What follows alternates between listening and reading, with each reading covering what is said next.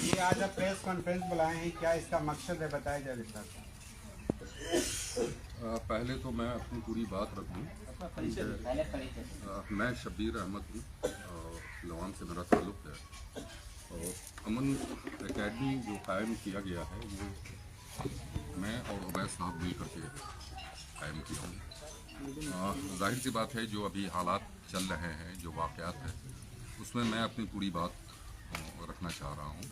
और किस वजह से प्रेस कॉन्फ्रेंस मैंने बुलाया है वो वाज़ा कर दूँ। पहले मैं शुरुआत से ये बहुत ब्रीफली मैं बताता हूँ कि हम लोग जुड़े, अमन एकेडमी कायम किया और 2010 से पहला बैच स्टार्ट हुआ। पहले बैच का भी जो टीचर्स का इंटरव्यू है वो मुस्लिम स्कूल में हमने सबको अप्लाई करवाया था। वहाँ मैं सिर्फ प्रिंसिपल का ही उसमें सिलेक्शन था। वहाँ सारे बैच का मैंने उस बैच का इंटरव्यू लिया जहाँ 2010 से स्टार्ट हुआ था। उसके बाद चलता रहा, हम लोग एक दूसरे से जुड़े रहे। फिर सीबीएसई की नई बिल्डिंग बनी जो कि उस नॉर्म्स के हिसाब से, सीबीएसई नॉर्म्स के हिसाब से वो बिल्डिंग बनाया हमने। पूरी टीम हमने दिल्ली से भेजा हुआ था, मैं खुद सिविल इंजीनियर था। और उस नॉर्म्स के हिसाब से सीबीएसई की पूरी बिल्डिंग बनी। और उसमें फिर ये हुआ कि ज़मीन कम पड़ रहा है, जिसकी वजह से एफिलिएशन चाहिए था। तब उबैद साहब ने मुझे फ़ोन करके बताया कि भाई उसमें ज़मीन चाहिए, आप अपनी ज़मीन लिख दें, तभी एफिलिएशन मिल पाएगा।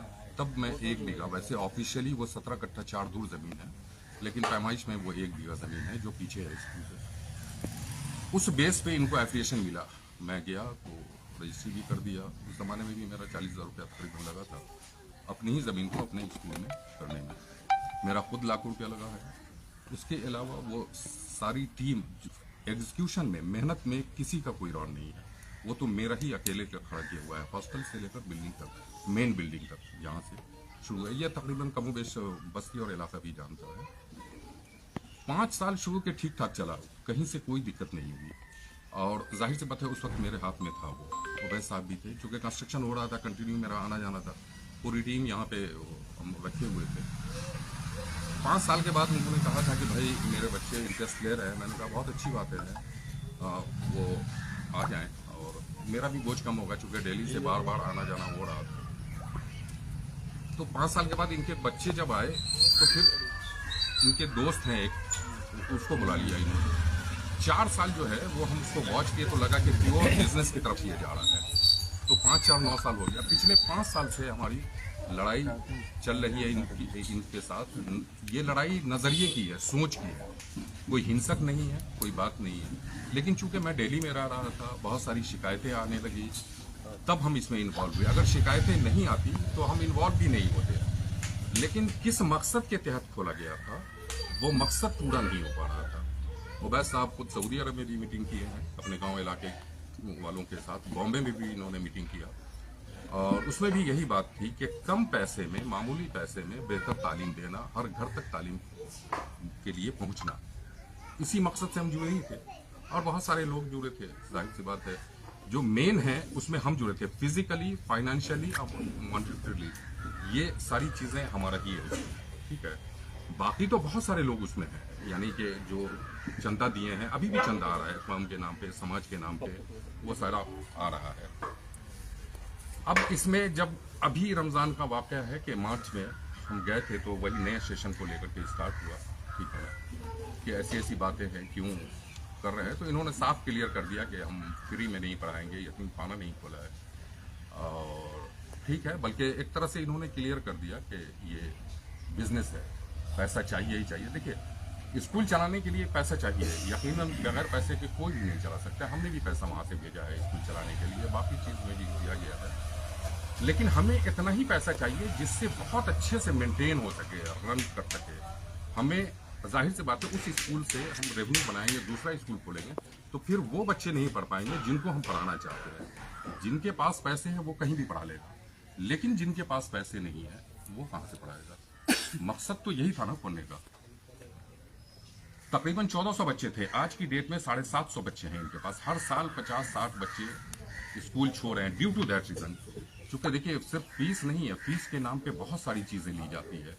जब गार्जियन परेशान हो जाता है तो छोड़ दिया जाता है। अब ये सारी चीज़ें हैं, तो बहरहाल फिर वहाँ ये हुआ, यानी वहाँ पे बात हुई, सारी चीज़ हुई, लेकिन उसमें कोई तवज्जो इन्होंने नहीं दिया। फिर इनको कहलवाया गया कि भाई बैठ करके हम लोग बात करें, इसके सिस्टम को, इंफ्रास्ट्रक्चर को वो सारा ठीक किया जाए, जो मकसद है वो मकसद कंटिन्यू होना चाहिए। लेकिन बहरहाल नहीं हुए, तो फिर कुछ बीच में जिम्मेदार लोग पड़े उस बीच में। पहले तो इन लोगों ने, इनके साहबजादे ने कह दिया कि नहीं उनका कुछ नहीं है, और वो तो एज ए कंसल्टेंट काम किए थे, देखना होगा ज़मीन वगैरह दिया है तो पैसा लिया है कि नहीं लिया है। लेकिन जब मीटिंग हुई उनके घर पे, तो 18-20 आदमी के साथ पहली मीटिंग हुई। पहली मीटिंग में मैंने कहा कि देखिए, पेपर की जहाँ तक बात है तो फेस पे सारा काम होता है। आज भी फेस पे बहुत बड़ा बड़ा कारोबार होता है, और वो तो मेरा कारोबार था ही नहीं। एक समाज के लिए, कौम के लिए काम करना था, जो बिना मुफाद के हम उनके साथ जुड़े, और वो भी सिर्फ पैसे से नहीं जुड़े, माने फिजिकली भी, फाइनेंशियली भी और मॉनिटरली भी। तब वो एक्सेप्ट वहाँ पर किए। जब हमने वहाँ पे मीटिंग रखा, 18-20 आदमी गांव के मौजूद लोग थे, सब लोग थे, और मैंने कहा था कि देखिए मेरे पास 2 ही प्रूफ है। एक तो ये है कि मेरे पास कुछ रिकॉर्डिंग्स है जो समाज में आपकी गिरफ्त होगी, और दूसरा अब खुद सबूत है। अगर आप कुरान शरीफ पे हाथ रख करके कसम खा लें कि जो मेरा दावा है, जो मैंने दिया है या जो मैंने किया है, अगर वो गलत है तो मैं बिना शर्त माफी मांग के उठ जाऊंगा। मैं कभी नहीं मुड़ के देखूंगा अमन अकेडमी को। जो मैंने दिया है, किया है, वो सब मैं छोड़ दूंगा। लेकिन बहरहाल उनका ज़मीर शायद इस बात का इजाज़त नहीं दिया, और वो सारी चीज़ हमारा एक्सेप्ट किए कि नहीं, इनका पैसा भी लगा है लाखों में, और इनकी मेहनत भी पूरी है, इनकी ज़मीन भी है, ठीक है। 2 कट्ठे में थोड़ा कन्फ्यूज़न हुआ है, जो मेन एंट्री का है उन्होंने उसमें कन्फ्यूज़न किया है।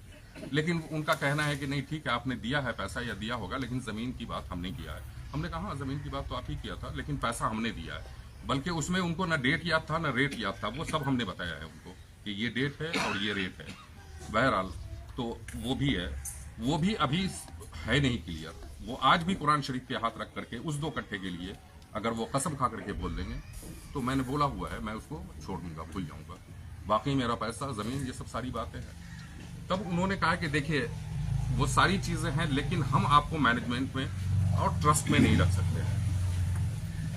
क्यों नहीं रख सकते हैं? जो इतना बड़ा डोनर है, इतना बड़ा स्टेक होल्डर है, उसको क्यों नहीं रख सकते हैं? तो नहीं, आपकी सोच और हमारी सोच अलग अलग है, ठीक है ना। आप जैसे पढ़ाना चाहते हैं वैसे हम नहीं पढ़ाना चाहते हैं। तो बेहतर है आप एग्जिट प्लान लें।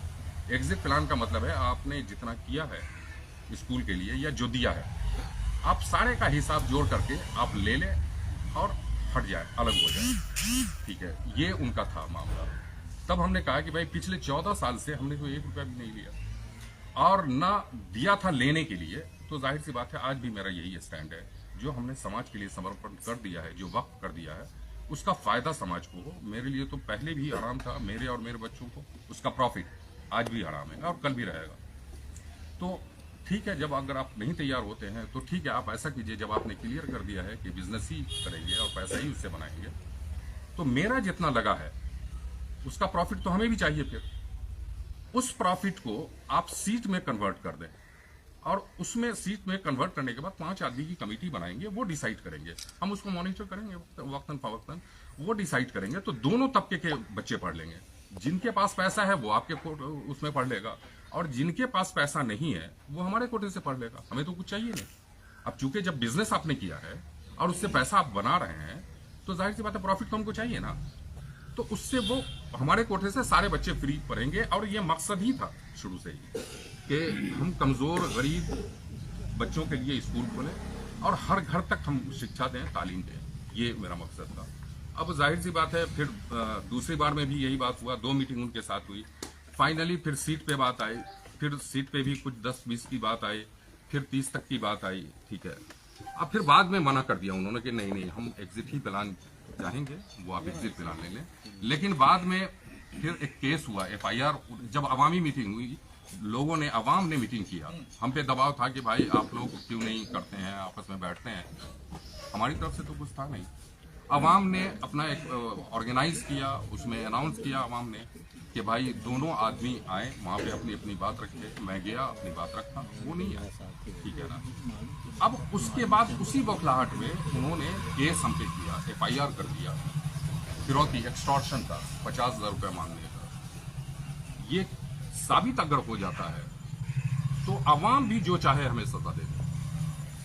भाई आज तक तो या कोई भी पूरी जिंदगी में किसी को अब बता दे कि मैंने किसी को एक थप्पड़ मारा हो या हम पे कोई एक केस हो FIR यहाँ से लेकर के वहां तक, ये पहला वाकया है कि इन्होंने हम पे केस किया है एक्सटॉर्शन का। अब वो इस हद तक गिर गए हैं कि आप सोच लें कि क्या होगा। जिस आदमी ने इतनी बड़ी कुर्बानी दी, इतना बड़ा डोनर है, आपसे सवाल अगर पूछा गया तो आपने उसको इस तरह से कर दिया। ये हमारी पूरी चीजें हैं। अब ये है कि प्रेस कॉन्फ्रेंस वसीम ने किया था। वसीम ने जो किया था प्रेस कॉन्फ्रेंस, मैं उस सवाल का मैं एक एक करके मैं कौन है ये वसीम? कौन है वसीम? बेसिकली उबैस साहब का लड़का है और वो वजूद में ही नहीं थे। वसीम, हमारा कोई मामला भी नहीं है उनसे, क्योंकि हमारा मामला उबैस साहब से है और उबैस साहब ही फाउंडर हैं बेसिकली अमन एकेडमी के। और मैं पहले बात को समझे, अमन फाउंडेशन से हमारा कोई लेना देना नहीं है, हमारा लेना देना अमन एकेडमी से है। ये बात मैंने मीटिंग में भी कहा था, तो उन्होंने कहा था कि नहीं, अमन फाउंडेशन पहले बन गया। तो ठीक है, अच्छी बात है, कोई भी बना सकता है।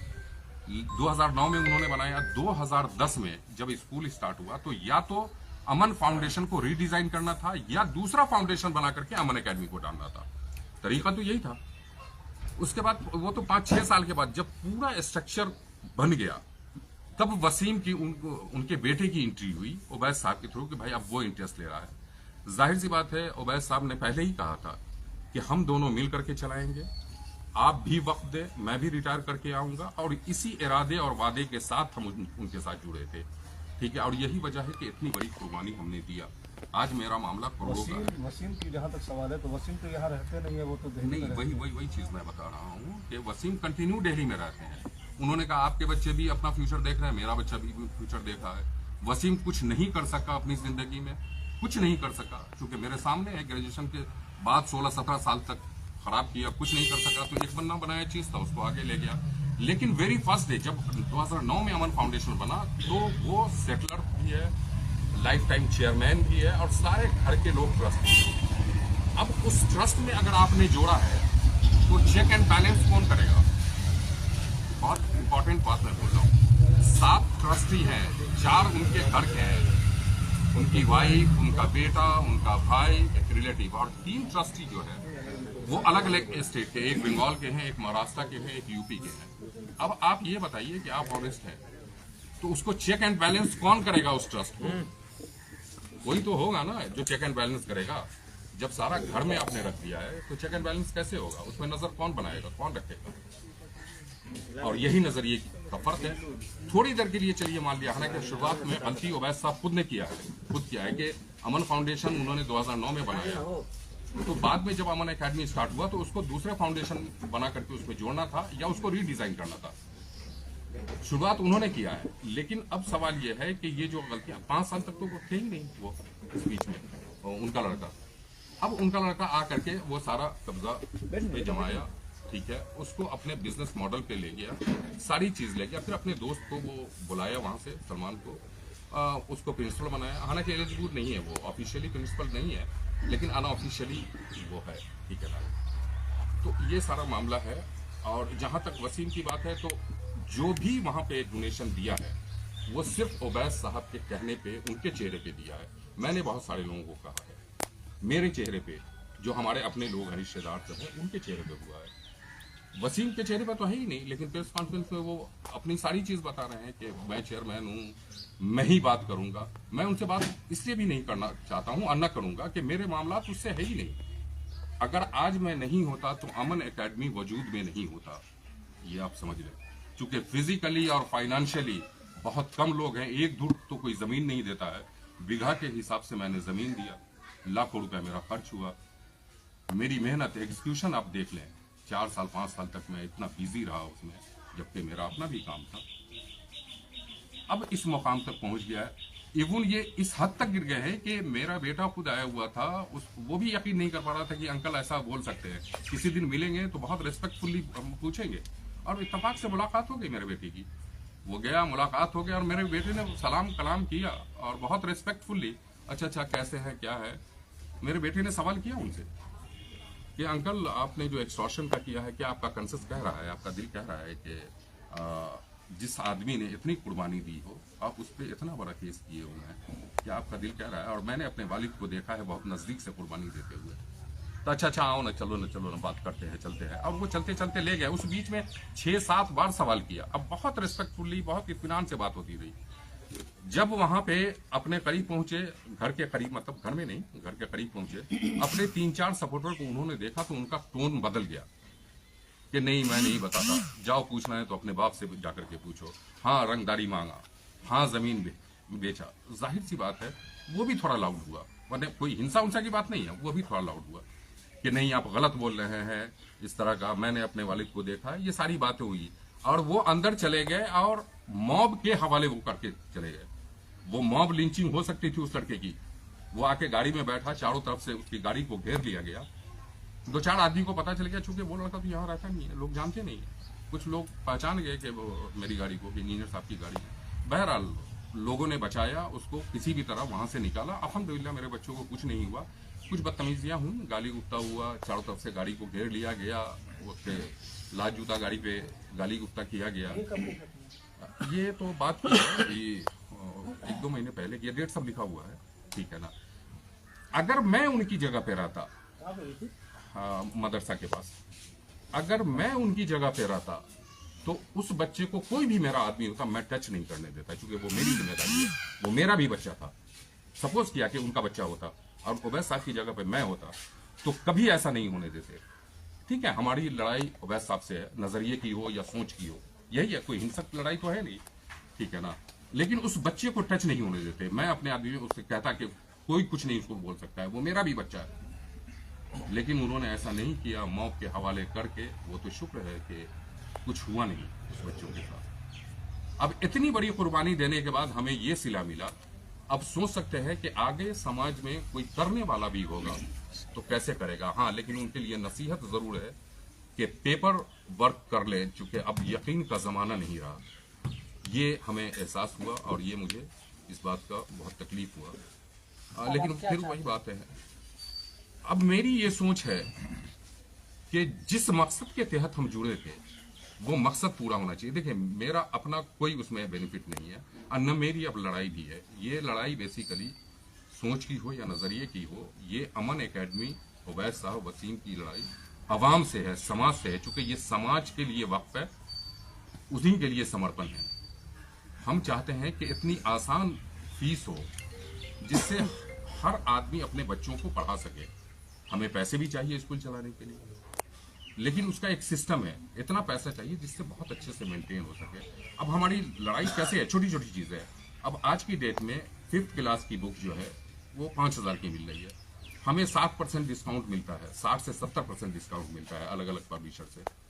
2000 की बुक वो हमें मिलती है। हमने सब पब्लिशर से बात किया। मेरा ये कहना है कि आप 2500 रुपया ले लीजिए। 2500 रुपया तो गार्जियन को छोड़िए, यूनिफॉर्म का मिलता है। हम अपने वक्त में बुक नहीं चेंज होने दी थी 5 साल तक। फीस भी एक लिमिट से बढ़ता रहा, बहुत स्लाइटली बढ़ता रहा।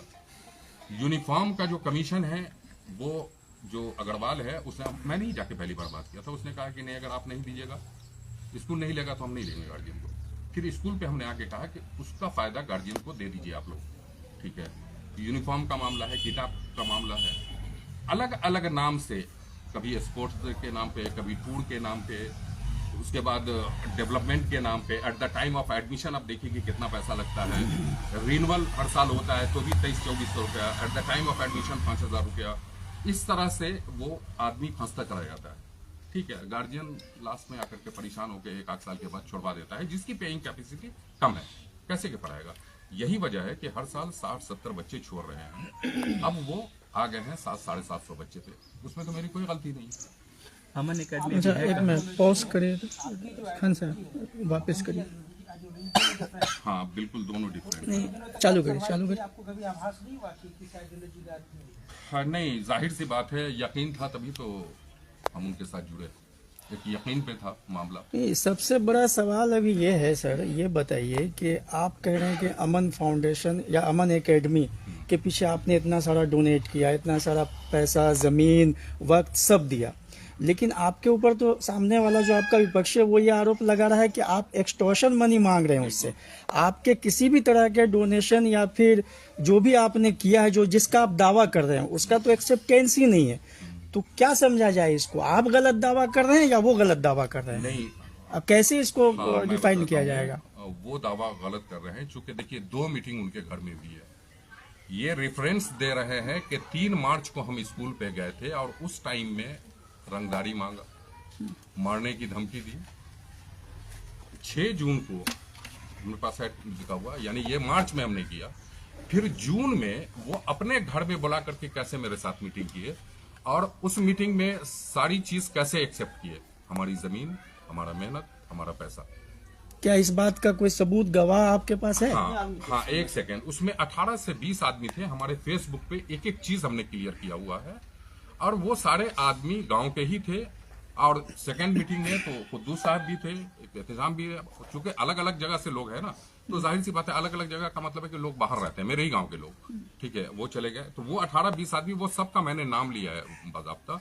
और उस मीटिंग की ये इसमें रिकॉर्डिंग भी है, दूसरे मीटिंग की, आप लोग सुन लें। इसमें सारी चीजें उन्होंने एक्सेप्ट किया है और बहुत क्लियर वॉइस है।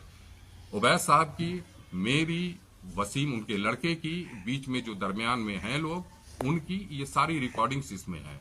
और ये रिकॉर्डिंग्स हमने दिया भी है, ग्रुप में भी दिया है और मेरे पास भी है, आप सुन सकते हैं चाहे तो। आपने जो जमीन दिया अमन एकेडमी को, जो आपकी जमीन जिसके बारे में आप कह रहे हैं, वो किस शक्ल में दिया आप? वो तो कह रहे हैं कि आपने बेचा है, हाँ, उसके बदले आपने पैसा लिया है। हाँ बिल्कुल, हाँ वो तो खैर ऐसा नहीं बोल रहे हैं, लेकिन पहले उन्होंने कहा था, बाद में ऐसी इन्फॉर्मेशन आ रही है।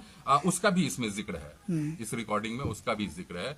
वो ये जिक्र है, जब बात आई तो उन्होंने कहा कि पता नहीं ये कैसे उस टाइम में सेल डीड हो गया, ये भी इत्तेफाक है, मुझे आइडिया नहीं है, लेकिन बहरहाल चले, जमीन उनकी है, रजिस्ट्री का भी पैसा उन्होंने दिया है, ये सारी चीजें उसमें ये एक्सेप्ट इन्होंने किया हुआ है, ये रिकॉर्डिंग है।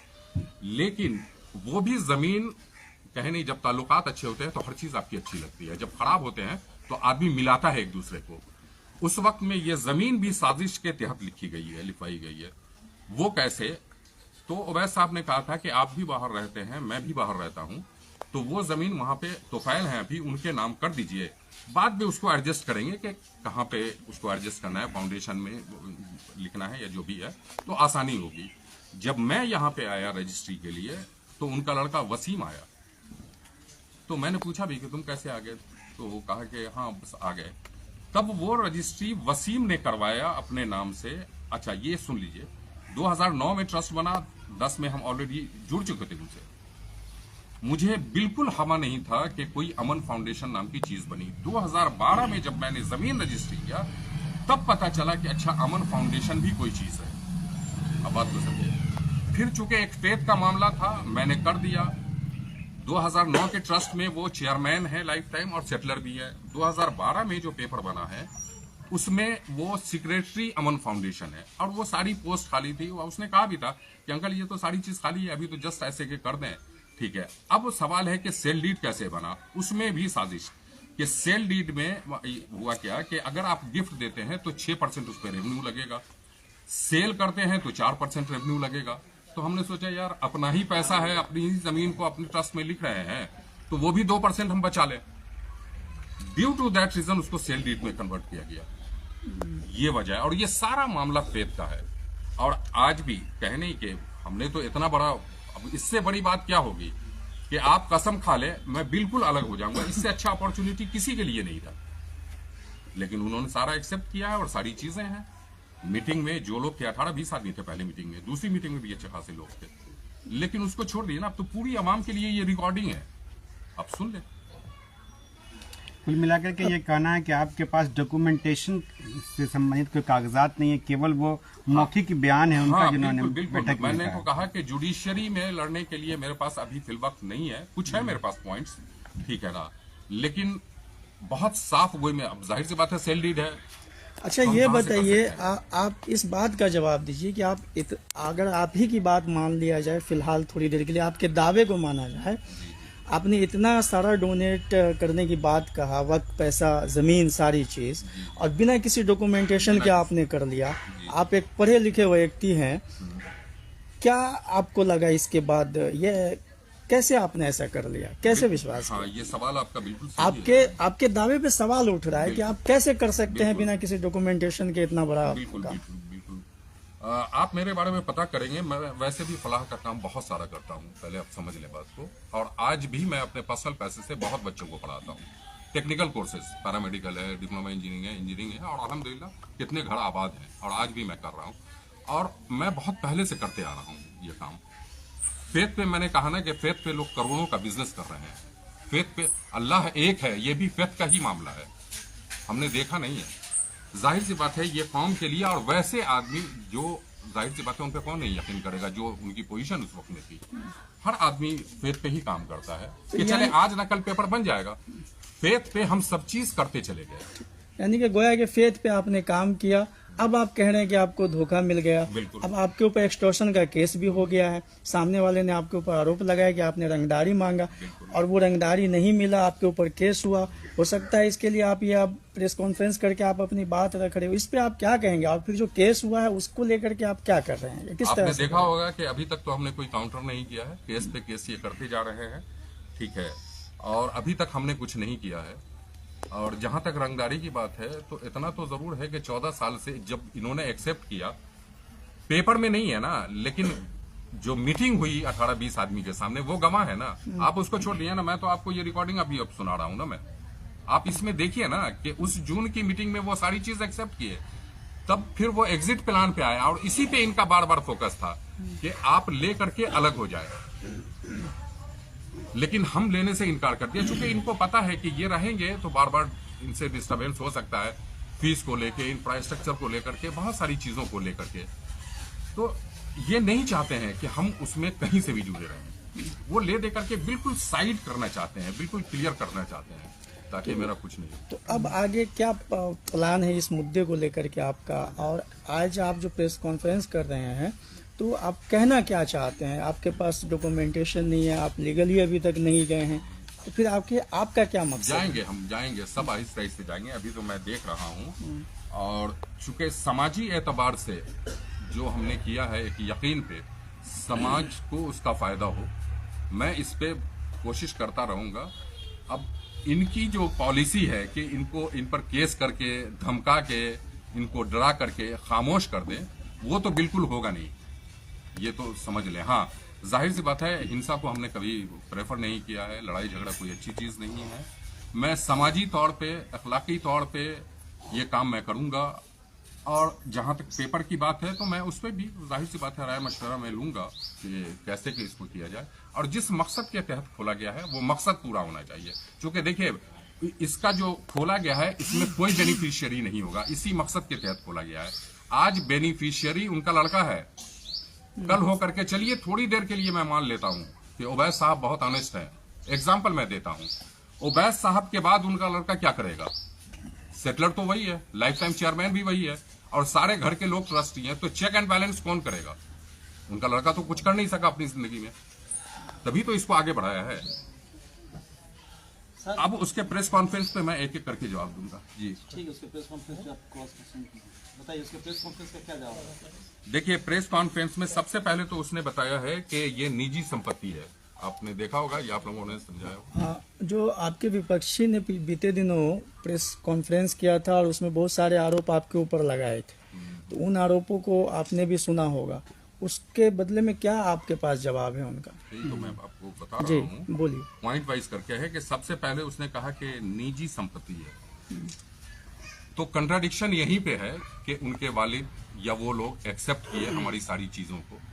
आप उसको छोड़ दीजिए, हमने कुछ नहीं दिया।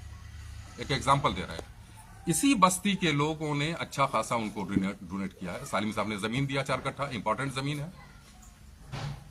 नैयर ने पैसा दिया, हर साल देता है। ये तो 2 हैं, उसके अलावा बहुत सारे लोग देते हैं। तो कंट्राडिक्शन तो यही हो गया ना कि निजी संपत्ति कहां से आ गई। बाकी जो मेरा मामला है, जो हमने इतना कुर्बानी दिया, वो भी है सामने में। तो ये तो कंट्राडिक्शन हो गया ना कि एक तरफ वो कह रहा है कि निजी संपत्ति है, और दूसरी तरफ वो एक्सेप्ट भी कर रहा है, रिटर्न में भी एक्सेप्ट कर रहा है, और वर्बली भी एक्सेप्ट कर रहा है कि हाँ ये सारी चीजें है। और खुद उसमें उसने कहा भी है कि सिर्फ मेरा ही नहीं, बहुत सारे लोगों का योगदान है। ये खुद वसीम ने भी कहा है। तो निजी संपत्ति कैसे होगी? पहला सवाल। दूसरा है कि इन्होंने कहा मैनेजमेंट से कोई लेना देना नहीं।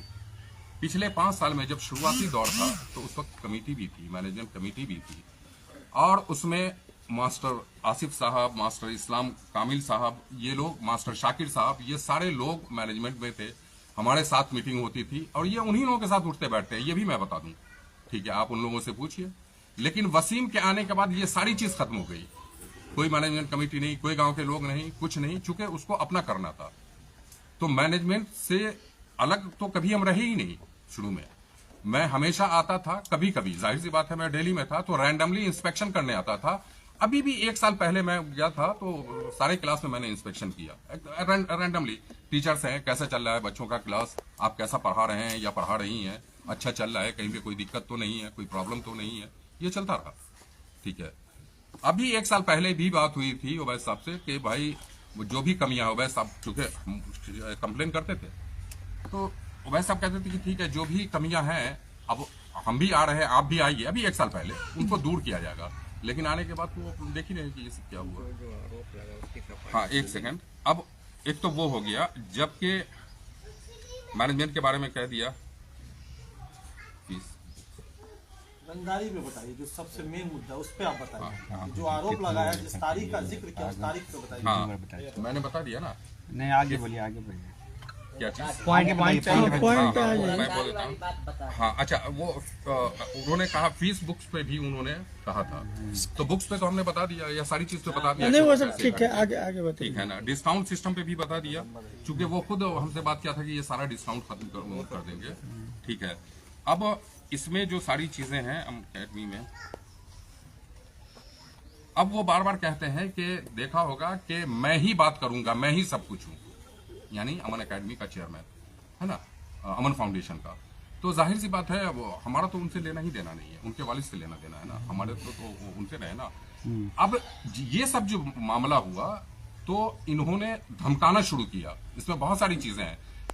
मैं सुप्रीम कोर्ट में वकील हूँ, मेरा हमारे फादर IAS हैं, अपने लोगों को प्लांट किया, वो लोग धमकाता था, बहुत सारी चीजें हैं, फेसबुक पे भी है, अलग अलग इंडिविजुअली सबको धमकाना कि ऐसा नहीं करो, खामोश हो जाओ, तुम पे केस कर देंगे, वसीम केस कर देगा। ये प्रिंसिपल भी ऐसा करते थे, बोलते थे लोगों को। जरूरत से ज्यादा लोगों को धमकाना, एक ऐसा माहौल, एक ऐसा वातावरण बना दिया गांव में, डर का, खौफ का, कि मत पूछे। और कई लोगों पे उसने डिफर्मेशन किया, कई लोगों पे उसने केस भी किया, सिर्फ ये कि लोग डर जाए, खामोश रहे। एक अजीब, मैंने भयभीत लोगों को कर दिया है, एक अजीब माहौल बना दिया। सिर्फ ये कि हमारे फादर IAS हैं, मैं सुप्रीम कोर्ट में वकील हूँ, ठीक है, इस तरह का एक माहौल बनाया और लोगों को दबाने की कोशिश किया। वो और भी कुछ है क्या? हाँ, कई सारी है, जो बताते जाइए। 1 सेकंड। अच्छा, उसमें उसने कहा कि हम अपने मुफाद के लिए या तो किया है या रंगदारी के लिए किया है। तो मुफाद तो आप देख ही रहे हैं कि 14 साल में हमने दिया ही है, लिया तो कुछ नहीं है। ठीक है ना, तो मुफाद कहाँ से आ गया?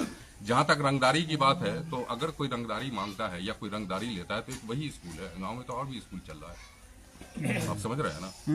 14 साल से तो नहीं मांगा, आज मैंने सवाल कर दिया तो आज मैं रंगदार हो गया। ठीक है, रंगदारी मांग लिया। अब सोच ले कि क्या हो सकता है, कैसे हो सकता है। तो जाहिर सी बात है, चूंकि मुझे उनको शांत करना है, मुझे खामोश करना है, इसी वजह से उन्होंने मुझे साइड रखा और ये केस हम पे किया। उस केस में तो बहुत सारी चीजें हैं। आपका पॉइंट्स क्लियर हो गया? हाँ, तो तकरीबन नीचे बताइए कि आपके आपको साथ, जो सवाल पूछा, आपके साथ आप बता रहे हैं कि सेल डीड हुआ और आपको फाउंडेशन की तरफ वहाँ उसको जमीन सेल करवा दिया गया। तो क्या शुरू से ही साजिश हो रही थी और आपको जानकारी इस बात की नहीं हुई कि साजिश के तहत आपसे करवाया जा रहा है ये पूरा खेल? देखिए, फेथ का मामला था। मैंने कहा ना कि फेथ पे हम सारा काम करते चले गए। अगर आप किसी पे फेथ करते हैं ना, तो वो सारी चीजें साइड हो जाती है। मैंने कहा कि बहुत बड़ा बड़ा बिजनेस हम लोग करते हैं, करोड़ों का भी लोग बिजनेस करते हैं, फेथ पे करते हैं। दूसरा बात ये आता सर, है, आखिरी सवाल, अभी आप जो बैठे हुए प्रेस कॉन्फ्रेंस कर रहे हैं, तो समाज में आपका क्या कहना है? समाज क्या कह रहा है अभी आपके साथ? समाज ही का तो कहना है कि भाई इसका फायदा मिलना चाहिए, और समाज का ही एक तरह से दबाव है कि भाई आप प्रेस कॉन्फ्रेंस करें। मीटिंग भी जो हुआ था वो हमने नहीं किया था, अवाम ने किया था। ठीक है, ये अवाम की तरफ से मीटिंग थी, हमारी तरफ से नहीं थी। देखिए ना, एक सवाल का जवाब दीजिए। अब आपको इसमें क्या हल नजर आ रहा है, क्या होना चाहिए जो बेहतर हो सकता है? आपको क्या लगता है क्या होना चाहिए अब इसमें? इसमें जाहिर सी बात है, ये हमारा अकेडमी वर्सेस अवाम है, अवाम के साथ हम खड़े हुए हैं, चूंकि ये अवाम के ही लिए है, हमारी तो लड़ाई है नहीं। जब आवाम आपके साथ है तो फिर दिक्कत क्या है? इतना समाज कितने बड़े लोग करेंगे, आपके साथ है, कोई दिक्कत क्या सब हैं, इसीलिए तो कहेंगे ना कि ये एक खुद एहसास करें कि अवाम इनके साथ कहाँ खड़ा है और हमारे साथ कहाँ खड़ा है। मैक्सिमम मोर देन 90% लोग इनके खिलाफ बस्ती में भी हैं, इलाके में भी हैं। अब चूंकि जाहिर सी बात है, दोनों आदमी गांव के हैं, तो बैलेंस में भी हैं लोग, ठीक है, लेकिन खुल करके समाज इनके पास आप पूछिए कि कोई 10 आदमी इनके साथ खुल करके हो, नहीं है, कोई नहीं है इनके साथ। सर हमारा हम समाजी दबाव बनाएंगे, अखलाकी दबाव बनाएंगे, जिस मकसद के तहत बोला गया है, उस मकसद के तहत हम चाहेंगे कि आवाम को फायदा हो। एक चीज बताइए सर कि आपने आवाम में बैठक कर लिया, आप सफल नहीं हो पाए जो आपका मकसद था बनाने का, तो अब लैंड एक्विजिशन और प्रॉपर्टी का मामला आपका बनता है, इसके लिए अगला कदम क्या होगा आपका? समाजी ही दबाव डालेंगे, समाजी ही दबाव डालेंगे। जैसे अभी है ना, इलाके के लोगों का दबाव है कि एक मीटिंग अभी आप करें जिसमें सारे इलाके के लोगों को बुलाएं। अगर आप वहाँ भी सफल नहीं होती, बात नहीं बन पाती इन केस, तो क्या कोर्ट का रुख दिया? जाहिर सी बात है, फिर हमारे पास है पॉइंट्स, हम भी तो आखिर किसी लीगल के एडवाइस में तो हैं ही ना। ये लास्ट में हम जाएंगे और जाहिर सी बात है हम जाएंगे, हम पीछे नहीं हटेंगे। ये चाहेंगे हमें खामोश करना, हम खामोश नहीं हो सकते हैं, क्योंकि मैं कहीं से गलत नहीं हूँ। पहले मैं अखलाकी तौर पे, समाजी तौर पे दबाव पे करें, और इन्होंने एक्सेप्ट भी किया है ना, सारी चीज एक्सेप्ट किया है, ये सारी रिकॉर्डिंग्स है मेरे पास, 2-2 मीटिंग हुई है, 20 आदमी के साथ एक्सेप्ट किया है। तो हम अभी अखलाकी ही तौर पे जाएंगे। जब नहीं जाएंगे तो मैं कोर्ट में भी जाऊंगा, हर जगह जाऊंगा मैं, एक नहीं 2-4 करना होगा मैं करूंगा। पूछिए। सर एक सवाल है, उन्होंने जो प्रेस कॉन्फ्रेंस बुलवाई, आप लोगों को गुंडा कहा, लेकिन उन्होंने किसी का नाम नहीं लिया, सवाल नंबर 1। सवाल नंबर 2, ये मामला अवैध साहब का है, उनके अवैध साहब के बेटा सामने आके अपनी बात रखते हैं, अवैध साहब कहाँ जो अपनी बात नहीं रख रहे हैं? यही तो मैं कहना चाह रहा हूँ ना कि उबैद साहब शुरू से बसते आ रहे हैं, इसलिए बसते आ रहे हैं कि मेरे सवाल का उनके पास जवाब ही नहीं है। तो एक बेहतर तरीका है कि मेरा बेटा चेयरमैन है, आप उससे बात कर लें। वो तो थोड़ा दबाव रहा अखलाकी तौर पे, तो वो बैठ भी गया और सारी चीज एक्सेप्ट भी कर लिया, लेकिन अपने आप को वो साइड कर रहे हैं। उसमें कई सारी चीजें हैं जो वो चाहते हैं कि हम फेस ही नहीं करें। वजह है कि वो जवाब नहीं दे पाएंगे। जहाँ तक आवाम का सवाल है, हाँ, तो पहले मीटिंग में भी आवाम आपके साथ थी, जैसा कि अभी भी देखने में जो आ रहा है, गांव के मुखिया, सरपंच, गांव के आम लोग, जिला परिषद सारे लोग हैं, उनके साथ हैं। तो ये तो अवाम देखे ना कि उनके साथ कौन है, वो खुद सोचे ना कि उनके साथ कौन है। यही वजह है कि वो सहारा कोर्ट का ले रहे हैं। आप समझिए कि उनके पैर के नीचे से जमीन खिसकी हुई है। अब वो चाह रहे हैं कि देखिए गांव में क्या होता है, केस मुकदमा के नाम से आदमी डर जाता है, थाना पुलिस के नाम से डर जाता है, और यही कंटिन्यू ये कर रहे हैं, केस करके, डिफॉर्मेशन का कर करके, ये सारी चीज करके दबाना चाह रहे हैं। अवाम मुकम्मल इनके खिलाफ है, बस्ती और इलाके का सारा। अब 2-4 लोग अपने जाती मुफाद के लिए उसमें लगे हुए हैं, जबकि अल्लाह उनको भी हिदायत दे, वो समाज का, कौम का नुकसान कर रहे हैं। लेकिन गुड फेथ पे आपने सारा काम किया। गुड फेथ साहब, आपने एक सवाल किया है, आपके साथ है, इनके साथ कोई नहीं है, सच्चाई के साथ, से जवाब समझ लिए, सच्चाई के साथ है। गुड फेथ पे आपने काम किया, लेकिन जो लीगल पक्ष होता है उसमें कहीं ना कहीं आप कमजोर पड़ रहे हैं। हाँ, कमजोर है, लेकिन 100% कमजोर नहीं है। यही वजह है ना कि मैंने आपको कहा ना कि अगर अखलाकी तौर पे नहीं होगा, समाजी तौर पे नहीं होगा, तो मैं कोर्ट जाऊंगा।